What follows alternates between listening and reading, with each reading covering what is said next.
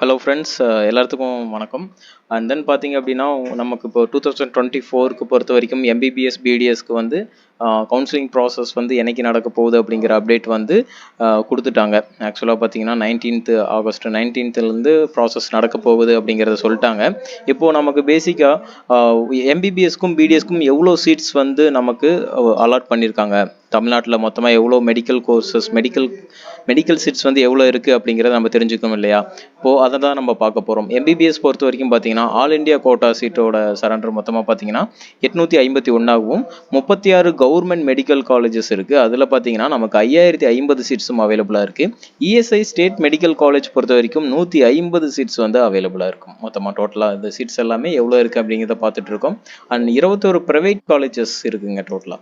அதில் private medical colleges பொறுத்த வரைக்கும் 3400 சீட்ஸும் அண்ட் 3 ப்ரைவேட் மெடிக்கல் யூனிவர்சிட்டிஸ் இருக்குது. அது பார்த்தீங்கன்னா உங்களுக்கு 450 சீட்ஸும் வந்து இருக்குங்க. இது வந்து எம்பிபிஎஸ் பொறுத்த வரைக்கும் இது டோட்டல் சீட்ஸ். ஓகேங்களா? அண்டு அடுத்ததாக பார்த்தீங்க அப்படின்னா பிடிஎஸ் பொறுத்த வரைக்கும் 38 seats around and 3 government colleges பொறுத்த வரைக்கும் பார்த்தீங்கன்னா 250 சீட்ஸும் 20 ப்ரைவேட் காலேஜஸ் பொறுத்த வரைக்கும் பார்த்தீங்கன்னா 1950 சீட்ஸும் வந்து total number of seats in under Tamil Nadu medical colleges கீழே இருக்கக்கூடிய சீட்ஸ். ஓகேங்களா? இதுதான் டோட்டலாக இருக்கக்கூடிய சீட்ஸ்.